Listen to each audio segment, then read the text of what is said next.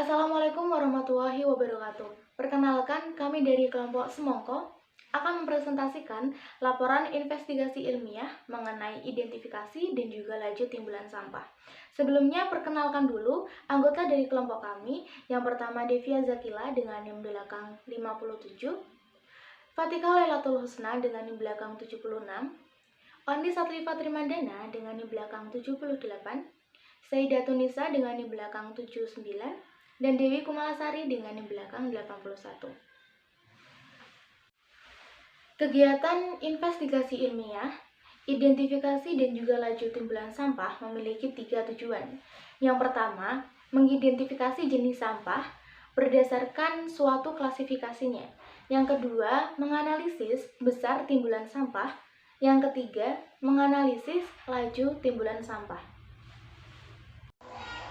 Selanjutnya yaitu dasar teori. Sebagian besar aktivitas manusia menghasilkan sampah ataupun limbah. Pengertian sampah itu berbeda dengan limbah. Namun keduanya sama-sama termasuk materi buangan, entah itu buangan dari proses produksi ataupun buangan dari sisa konsumsi. Pesatnya kenaikan timbulnya sampah di Indonesia telah banyak dilaporkan. United Nations Environment Program pada tahun 2007 itu melaporkan bahwa Indonesia menghasilkan jumlah sampah tertinggi se-ASEAN, yaitu 64 juta ton per tahun.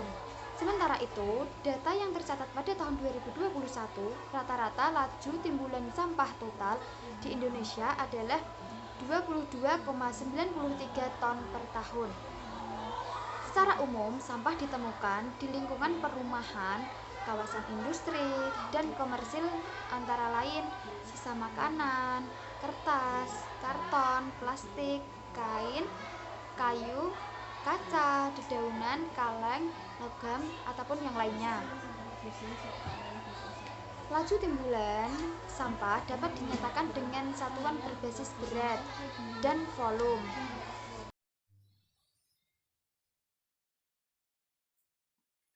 Kemudian alat dan bahan investigasi yang dibutuhkan, yang pertama neraca, yang kedua sampah berupa sampah organik, sampah anorganik, dan sampah B3.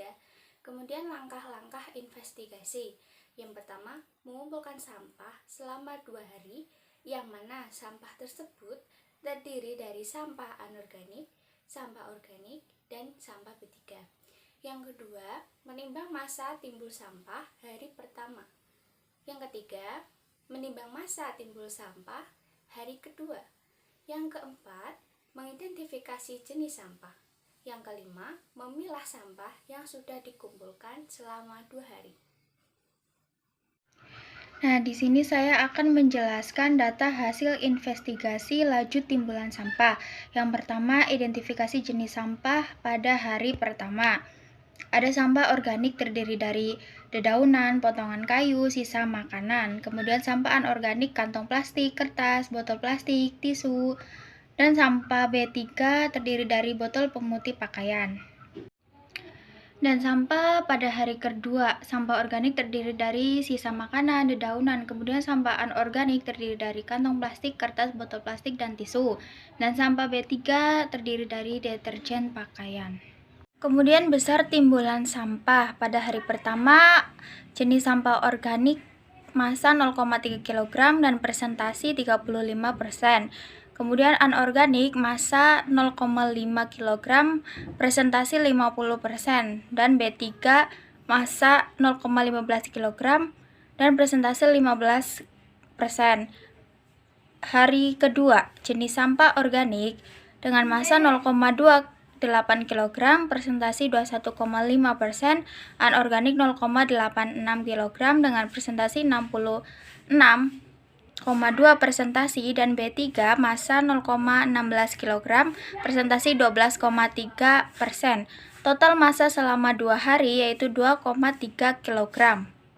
Kemudian laju timbulan sampah dalam 2 hari, jenis sampah organik 0,63 kg dan dengan presentasi 27,4%, laju timbulan sampah 0,315 kg per hari.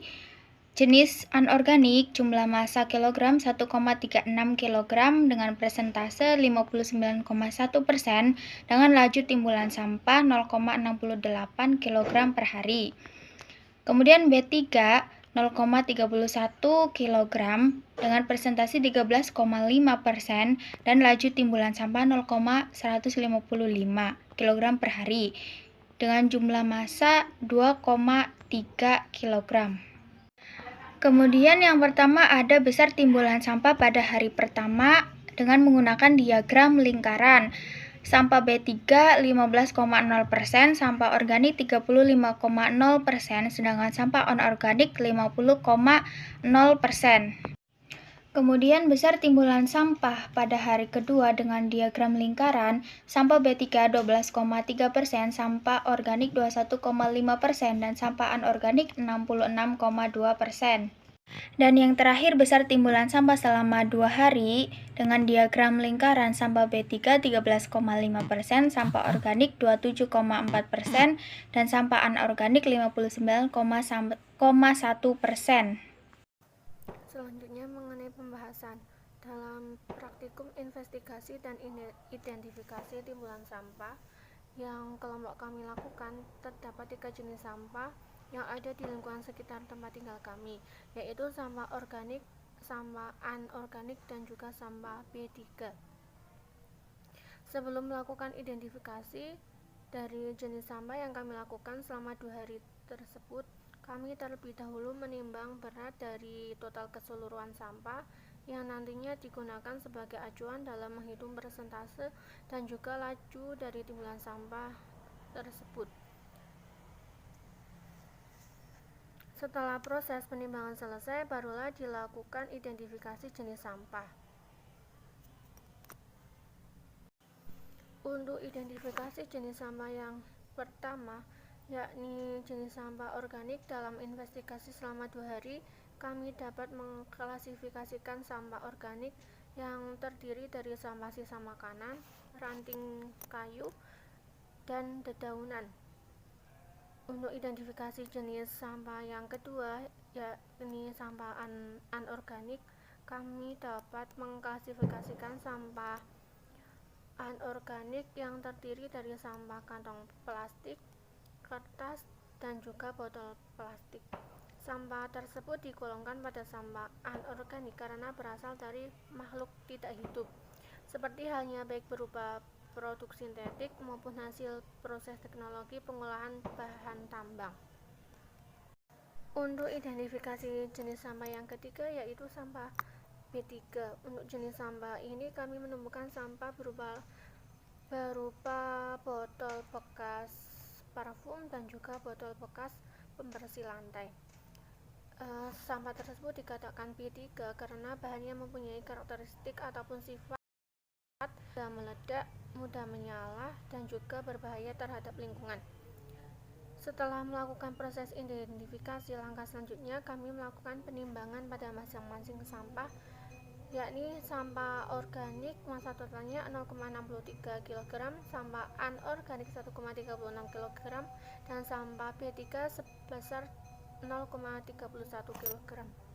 Untuk kesimpulan dari praktikum kelompok kami, yaitu klasifikasi atau penggolongan jenis bahan sampah antara lain organik dan anorganik, kemampuan sampah untuk terdegradasi dan juga sampah untuk didaur ulang, serta kandungan bahan berbahaya dan beracun atau sering disebut B3.